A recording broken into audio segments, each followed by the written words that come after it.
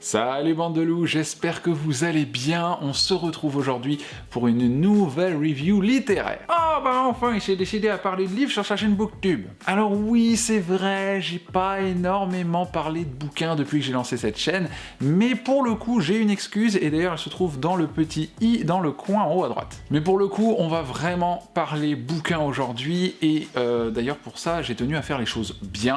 C'est-à-dire que plutôt que de vous proposer le rendez-vous classique de Booktube, à savoir une update lecture dans laquelle je vais vous présenter 5-6 livres qui en fait vont se fondre dans la masse, ça va nous faire une espèce de globi-boulga littéraire, et en plus ce sera pas du tout pratique pour vous y retrouver. J'ai décidé de vous concocter une petite bulle littéraire dans laquelle je vais vous parler d'un seul ouvrage, et pour commencer cette année 2018 en beauté, je vous propose une lecture plaisir avec Le Souffle de Midas d'Alison Germain.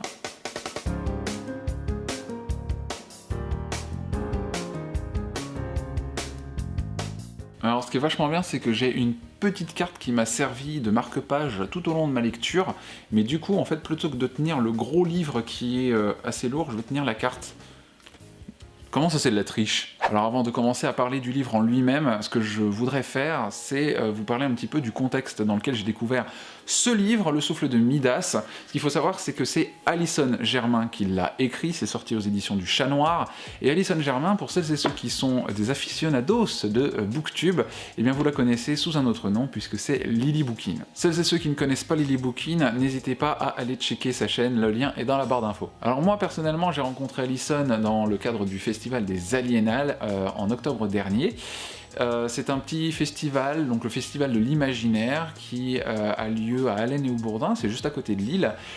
Et c'est un petit festival en fait qui est divisé en deux parties. Vous avez d'un côté des expositions de produits, accessoires de l'univers fantastique, médiéval fantastique, et de l'autre côté vous avez des maisons d'édition avec des auteurs et autrices qui vous proposent de découvrir leur dernier bébé ou encore leur best-seller.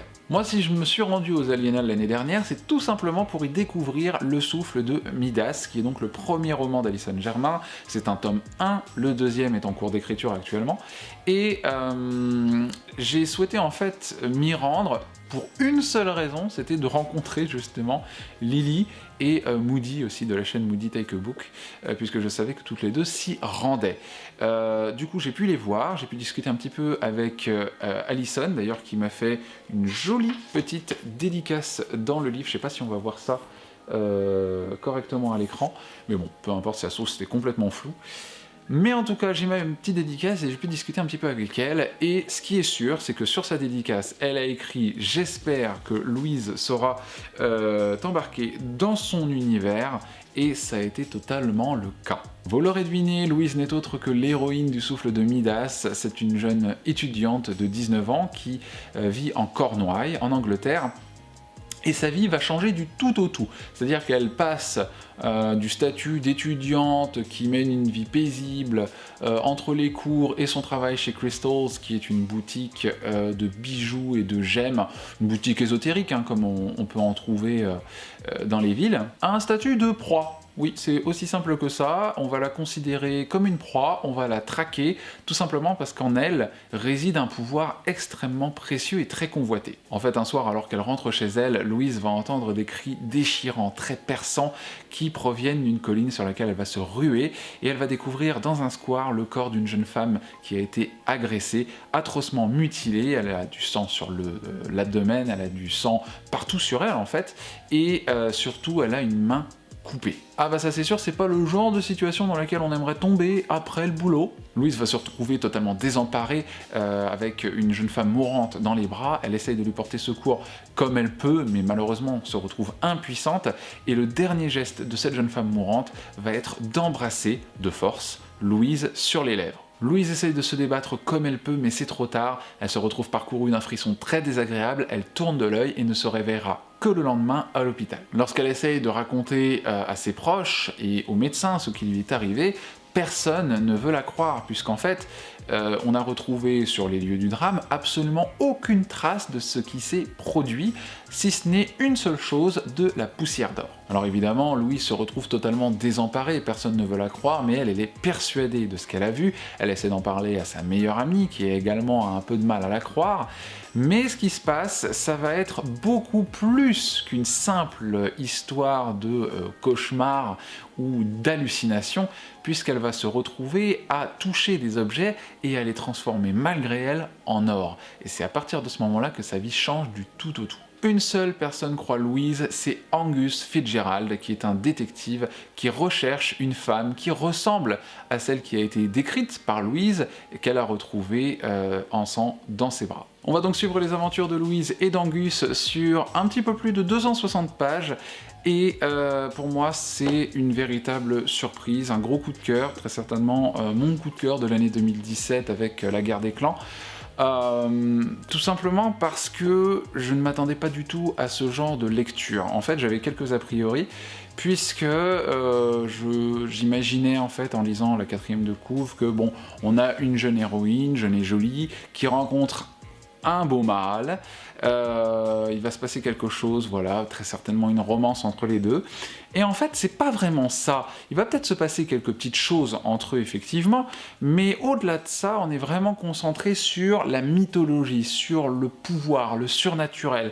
Et ça, c'est quelque chose qui m'a beaucoup botté, et malgré le fait que je sois un grand fan de fantasy animale, eh bien finalement, je pense le dire, le souffle de Midas m'a réconcilié avec les êtres humains dans la littérature. J'ai beaucoup aimé les personnages, notamment le personnage de Louise, qui, je pense sans grande difficulté, est mon personnage préféré dans le roman, tout simplement parce que c'est une jeune femme qui est pétillante, elle a de l'humour, elle a du répondant, elle se laisse pas faire, elle se laisse pas marcher dessus, et c'est quelqu'un que j'ai beaucoup aimé assimiler à Lily, de la chaîne Lily Bookin. Alors je connais pas Lily personnellement, mais je n'arrivais pas à me détacher de Lily. En fait, dans ma tête, quand j'imaginais les scènes que je lisais, je n'arrivais pas à imaginer quelqu'un d'autre à la place de Louise. Pour moi, je visualisais Allison dans le personnage de Louise, c'est-à-dire je me faisais un film dans la tête, et sa meilleure amie, par exemple, qu'on découvre en début de roman,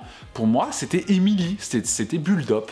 Je n'arrivais pas à me défaire de ça. Tiens, d'ailleurs, pendant qu'on est en train de parler de la visualisation des personnages, moi je pouvais pas m'empêcher d'entendre la voix du professeur Layton dans les célèbres jeux vidéo à chaque fois que je lisais une parole d'Angus Fitzgerald. Bon, par contre, je savais qu'il y avait un léger problème de visualisation, parce que quand tu fais la comparaison entre Angus Fitzgerald, qui est un beau gosse, bien musclé, qui a tout ce qu'il faut là où il faut, et le professeur Layton, qui a un grand chapeau et 2 billes en guise Dieu, ouais, clairement, il y a un gros contraste. Tout ça pour dire que le roman est très immersif, l'écriture est fluide, ça se comprend sans problème, j'ai eu aucun souci pour visualiser les scènes, pour visualiser les personnages, c'est passé comme dans du beurre mou. Comme je l'ai dit, la relation entre Louise et Angus ne tombe pas dans le cliché de la romance, c'est introduit petit à petit, on prend son temps, on est surtout dans l'action, on n'oublie pas la raison pour laquelle Louise se retrouve dans toutes ces histoires-là, il y a beaucoup d'action, ça rebondit, il n'y a pas de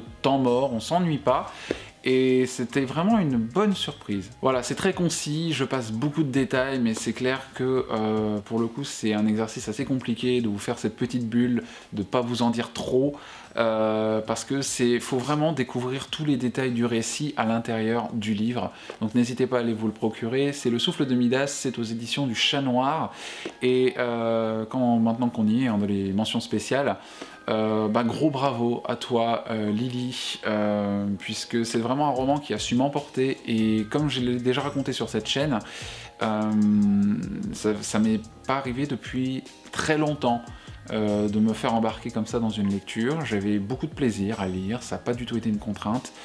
Voilà, ça m'a réconcilié avec le page turning, en fait, tout simplement. Et au-delà de ça, je trouve que c'est très important aussi, si vous aimez ce genre d'histoire, si vous aimez tout ce que je viens de vous raconter, si ça vous a donné envie, eh bien de vous procurer le livre, parce que c'est un livre quand même que Lily écrit depuis 2012, donc c'est une histoire qui a eu le temps de mûrir dans sa tête, Et c'est pour un premier roman, c'est vraiment une belle lancée. Parce que pour me procurer ce sentiment-là, alors que pourtant j'ai pas l'habitude de lire beaucoup, je suis en train de m'y remettre au fur et à mesure, vu que je vous l'ai expliqué, Booktube ça va me servir à ça, ben écoutez, je suis content d'avoir démarré Booktube et d'avoir lu ce livre parmi mes premiers pour me relancer dans la lecture. Donc voilà, je vous le recommande chaudement. Alors évidemment, cette première bulle est une bulle test, puisque c'est un format que je n'avais pas encore adopté sur la chaîne. Ça m'a donné très envie également de structurer davantage mes vidéos, puisque là pour le coup j'y suis allé de manière très spontanée, mais je pense que c'est quand même beaucoup mieux si on structure un petit peu ce que l'on souhaite dire. On passe des personnages au récit, peut-être de voilà, parler avant et après du contexte dans lequel on a découvert l'œuvre.